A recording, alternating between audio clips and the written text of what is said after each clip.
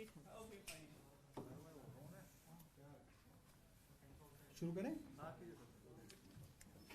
जैसा कि आप सब लोग जानते हैं और हमने पिछली प्रेस कॉन्फ्रेंस के अंदर इस बारे में बताया था कि दिल्ली जल बोर्ड के करीब 27 लाख उपभोक्ताओं में से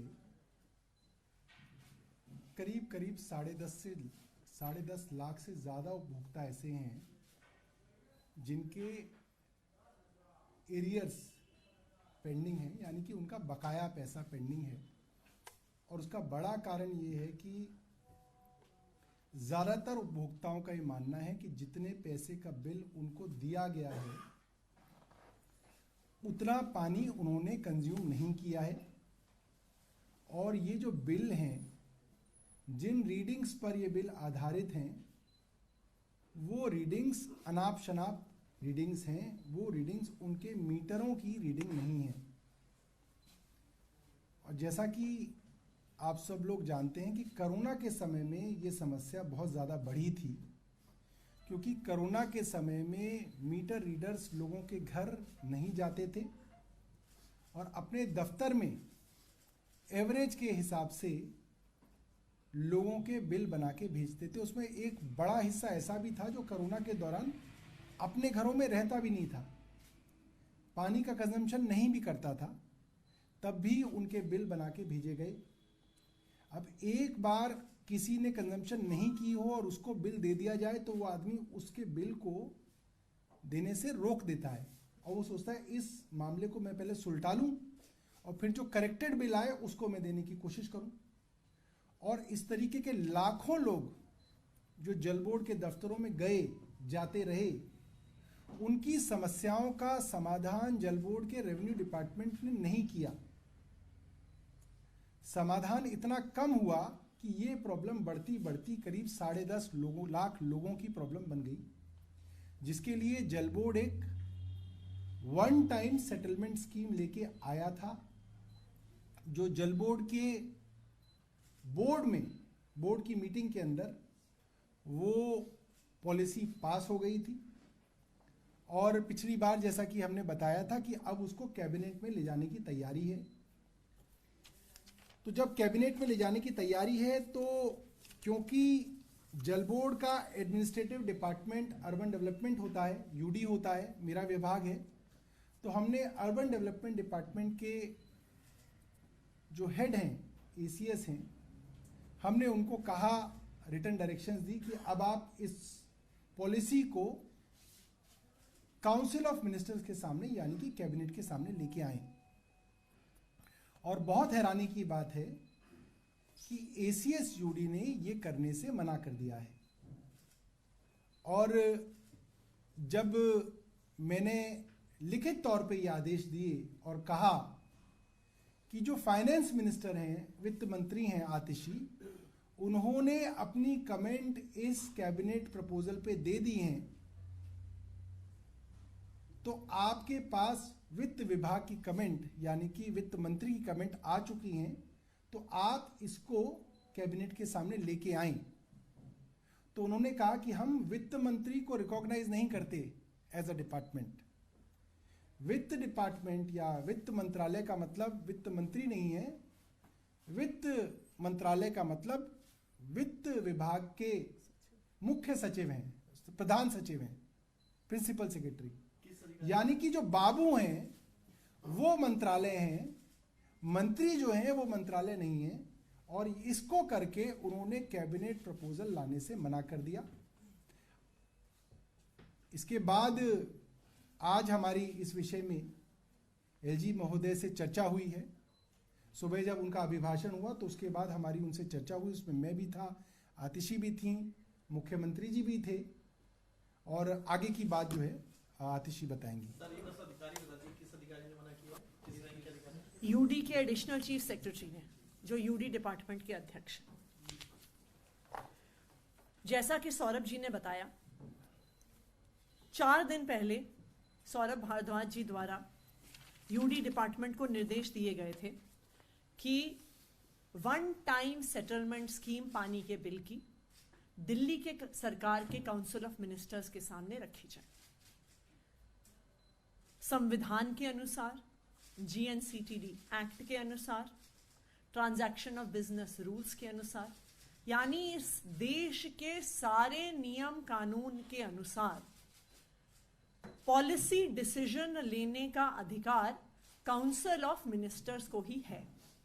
तो जब वन टाइम सेटलमेंट स्कीम आनी है तो इसका निर्णय काउंसिल ऑफ मिनिस्टर्स को लेना होगा। आज दिल्ली सरकार के एक मुख्य विभाग के सचिव, अर्बन डेवलपमेंट डिपार्टमेंट के सचिव मना कर रहे हैं कि हम प्रस्ताव को काउंसिल ऑफ मिनिस्टर्स के सामने नहीं लाएंगे। अगर एक अधिकारी काउंसिल ऑफ मिनिस्टर्स के सामने प्रस्ताव लाने से मना कर दे तो काउंसिल ऑफ मिनिस्टर्स निर्णय कैसे लेगा? और अगर काउंसिल ऑफ मिनिस्टर्स के सामने प्रस्ताव नहीं आएंगे तो दिल्ली सरकार की पॉलिसी कैसे बनेगी? किसी भी सचिव का, किसी भी अधिकारी का काउंसिल ऑफ मिनिस्टर्स के सामने प्रस्ताव लाने से मना करना एक कॉन्स्टिट्यूशनल क्राइसिस है जो आज दिल्ली में हो रहा है। यूडी सेक्रेटरी ने, यूडी विभाग के सचिव ने बिल्कुल मना कर दिया मंत्री के आदेश मानने से। उन्होंने मना कर दिया फाइनेंस मिनिस्टर के लिखित कमेंट्स मानने से। और आज इसी वजह से विधानसभा में एलजी साहब के स्पीच के बाद हमने ये कॉन्स्टिट्यूशनल क्राइसिस का मुद्दा एलजी साहब के सामने रखा। एलजी साहब कॉन्स्टिट्यूशनल हेड हैं government of NCT of Delhi की, इसलिए इस कॉन्स्टिट्यूशनल क्राइसिस को रिजॉल्व करने के लिए मुख्यमंत्री जी ने, यूडी मिनिस्टर ने और मैंने ये दलील एलजी साहब के सामने रखी कि अगर इस प्रकार का कॉन्स्टिट्यूशनल क्राइसिस क्रिएट किया जाएगा, अगर अफसर मंत्री की डायरेक्शंस नहीं मानेंगे, काउंसिल ऑफ मिनिस्टर्स के सामने प्रस्ताव नहीं लेकर आएंगे तो सरकार नहीं चल सकती है। माननीय एलजी महोदय ने इस चर्चा के बाद कहा कि काउंसिल ऑफ मिनिस्टर्स के सामने प्रस्ताव आना चाहिए और उनके सुझाव के अनुसार हमारे यूडी मिनिस्टर सौरभ भारद्वाज जी ने चीफ सेक्रेटरी को कैबिनेट नोट की फाइल भेजी है और चीफ सेक्रेटरी को आदेश दिए हैं कि आने वाले हफ्ते में, अर्ली नेक्स्ट वीक में इस वन टाइम सेटलमेंट स्कीम को कैबिनेट के सामने रखा जाए। हम उम्मीद करते हैं कि जो डायरेक्शंस चीफ सेक्रेटरी को दी गई हैं, माननीय मंत्री जी द्वारा दी गई हैं और एलजी साहब द्वारा दी गई हैं, उन डायरेक्शंस के आधार पर इस वन टाइम सेटलमेंट स्कीम को काउंसिल ऑफ मिनिस्टर्स के सामने रखा जाएगा। आज मैं सभी मीडिया के साथियों के माध्यम से दिल्ली के लोगों को यह बताना चाहती हूं कि यह कॉन्स्टिट्यूशनल क्राइसिस, यह संवैधानिक संकट दिल्ली में क्यों हो रहा है? यह संवैधानिक संकट दिल्ली में जीएनसीटीडी अमेंडमेंट एक्ट की वजह से हो रहा है। जीएनसीटीडी अमेंडमेंट एक्ट के बाद आज दिल्ली सरकार के अफसरों को लगता है कि उनको चुनी हुई सरकार के आदेश मानने की जरूरत नहीं है। उनको लगता है कि अफसरों पर सारा कंट्रोल तो केंद्र सरकार के पास है, भारतीय जनता पार्टी शासित केंद्र सरकार के पास है। तो अगर चुनी हुई सरकार, आम आदमी पार्टी की सरकार, अरविंद केजरीवाल जी की सरकार के साथ मिलकर काम करेंगे तो भारतीय जनता पार्टी शासित केंद्र सरकार उन्हें छोड़ेगी नहीं। अफसर आके दबी जबान में मंत्रियों को अलग अलग तौर पे बताते हैं कि हमें धमकाया जाता है, हमें डराया जाता है कि अगर चुनी हुई सरकार के साथ काम किया तो तुम्हें सस्पेंड कर देंगे, तुम पे विजिलेंस इंक्वायरी कर देंगे, तुम्हारी एसीआर खराब कर देंगे, तुम्हारी प्रमोशन नहीं होने देंगे, तुम पर एंटी करप्शन ब्यूरो का केस कर देंगे। तो इसलिए आज के दिन में यह संवैधानिक संकट पैदा कर दिया गया है कि चुनी हुई सरकार के आदेश को अफसर नहीं मान रहे। हम उम्मीद करते हैं कि जो एलजी साहब ने हमें आश्वासन दिया है दिल्ली के कॉन्स्टिट्यूशनल हेड होने के नाते कि ऐसा संवैधानिक संकट वो दिल्ली में नहीं आने देंगे। हम उम्मीद करते हैं कि उनकी डायरेक्शंस के आधार पर काउंसिल ऑफ मिनिस्टर्स के सामने वन टाइम सेटलमेंट स्कीम का प्रस्ताव जरूर आएगा। मैम, एनजी से बातचीत के बाद मुख्य सचिव को आपने क्या है और कब तक? ये एलजी ने डायरेक्शन दी है सीएस? देखिए वो बड़ी साधारण सी डायरेक्शन है कि आज सुबह एलजी महोदय से मुख्यमंत्री जी, मैं और आतिशी जी की बातचीत हुई और उस बातचीत में ये तय हुआ कि ये कैबिनेट नोट मुख्य सचिव महोदय को भेज दिया जाए और उनको कहा जाए कि इसको जल्द से जल्द, यानी कि अगले हफ्ते की शुरुआत में ही इसको कैबिनेट के सामने रख दिया जाए।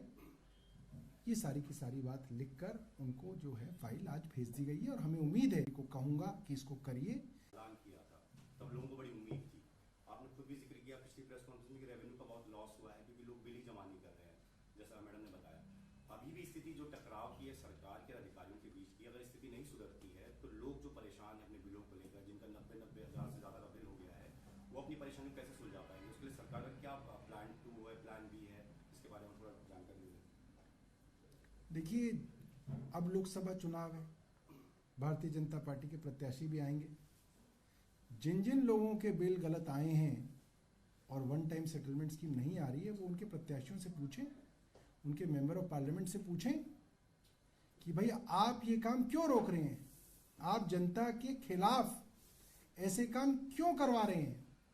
और अगर उनको लगता है कि अफसर खराब हैं और अफसर गलत कर रहे हैं तो उन अफसरों का तबादला किया जाए, उन अफसरों के ऊपर कार्रवाई की जाए। और अगर कार्रवाई नहीं हो रही है इसका मतलब ये है कि इसके अंदर मिली भगत है। सर जी, आप कई मामले ऐसे हैं सरकार के जिनके लिए आप कोर्ट गए हैं और तुरंत रिलीफ चाहिए, कई डे टू डे कोर्ट ने भी कहा था कि डे टू डे कई काम ऐसे हैं जिनके लिए आप कोर्ट आ रहे हैं, तो ऐसे में क्या आपको लग रहा है कि इसके लिए भी कोर्ट का ही रुख करना पड़ेगा? देखिए जब भी आप किसी मामले में कोर्ट जाएंगे, कोर्ट आपसे कहेगा कि क्या आपने हर वो कोशिश कर ली जो कोर्ट जाने से पहले करनी चाहिए, तो वो कोशिश हम कर रहे हैं और हमें उम्मीद है कि एलजी साहब ने कहा है तो वो ये काम जो है कैबिनेट के सामने लेके आएंगे। टाइमलाइन और बता सकते हैं जो अर्बन डेवलपमेंट के सचिव ने कब मना किया था और इसमें कितना वक्त लगेगा? ये मुझे लग रहा है 2-3 दिन पुरानी बात है, 2 या 3 दिन पुरानी बात है। सर एलजी साहब ने कुछ आश्वासन दिया कि यूडीएच सेक्रेटरी ने जो मना किया है उनके ऊपर कोई डिपार्टमेंटली इंक्वायरी के लिए कुछ बोला? नहीं, हमने एलजी साहब से सिर्फ एक ही चीज़ मांगी। हमने कहा कि साहब इस कैबिनेट नोट को आप कैबिनेट के आगे प्लेस कराने की डायरेक्शंस चीफ सेक्रेटरी को दें, तो उन्होंने कहा मैं ये करूँगा। फिलहाल हमने बिना किसी कन्फ्रंटेशन के उनसे एक छोटा सा सोल्यूशन मांगा है। सीएस से बात करें, सीएस को डायरेक्शन दें। एलजी साहब क्या बात करेंगे? बात तो हम जैसे छोटे लोग करेंगे, एलजी साहब तो डायरेक्शन देंगे।